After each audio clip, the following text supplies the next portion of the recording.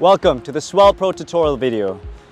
In this video, we will guide you through the flight operations and payload release functions of the SwellPro Fisherman FD2. Open the carrying case of the Fisherman FD2 and take out the drone and accessories in turn. You can check out what's inside the box by watching the Fisherman FD2 pre-flight preparation video. As shown in the video, align the battery plug towards the rear of the aircraft and insert it into the battery compartment. Lock all 4 latches to secure the battery. Press down on the latch with one thumb and push the latch to the lock with the other thumb. Unfold the front arms at the bottom, then the rear arms at the top. Tighten the locking rings in the direction of the arrows to secure the arms. Remove the white tape from the floating devices. Attach the floating device tightly to each arm and lock the latches to secure the floating devices. When installing propellers, match the AB markings on the propellers with the AB markings on the motor hubs. Hold the bottom of the motor and tighten the propeller's adapter in the direction of the arrow. Ensure the propellers do not wobble. If they do, tighten the screws on the motor hub. Ensure all 4 motors can spin smoothly. For high altitude flights, position the antenna on the aircraft downwards. For water surface or near water flights, position the antenna upwards. Adjust the antenna angle to ensure optimal signal reception and secure the angle with the locking ring. Remove the protecting foam from the camera. If you want to take photos and record videos during the flight, insert a micro SD card into the top of the camera and ensure the seal of the SD card slot is tight. You can install a phone holder on the remote controller if you want to use the FD Fly app. Align the mounting threads on the holder with the base on the remote controller and secure them. Adjust the knob behind the holder to stretch out the holder arms. Place your phone on the holder, clamp it tightly, and tighten the lock knob to secure your phone. Spread the 2 antennas at an angle and position them parallel to the aircraft for optimal signal transmission.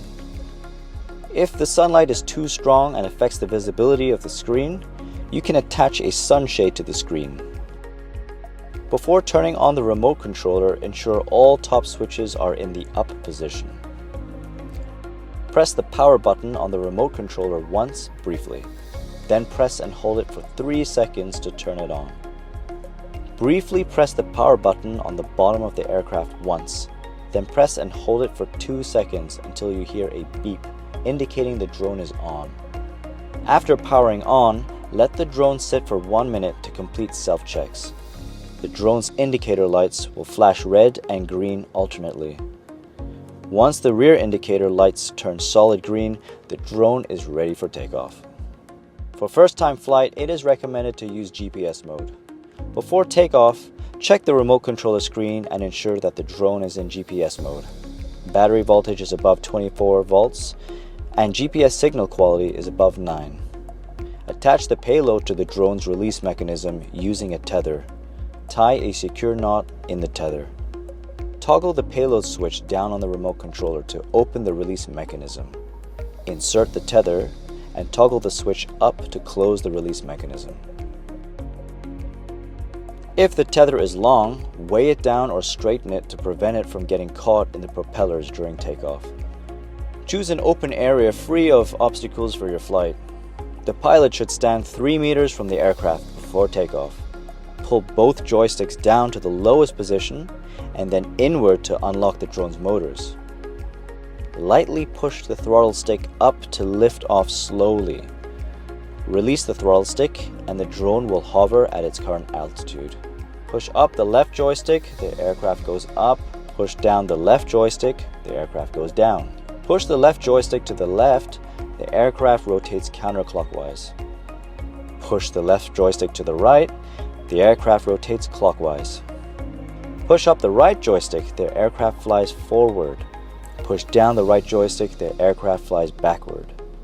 Push the right joystick to the left, the aircraft flies left.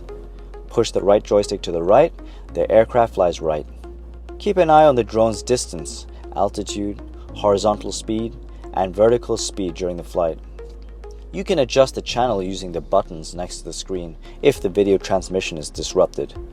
When the camera switch is in preview position, the camera provides a real-time video feed. Toggle this switch to photo position. The camera will take a photo. Toggle the switch to video position. The camera will start recording. Switch back to the preview position to stop recording and save the file. Use the up and down buttons on the remote controller to adjust the gimbal angle.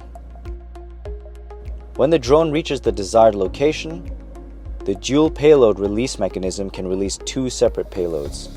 Switch to position A for the first release and to position B for the full release.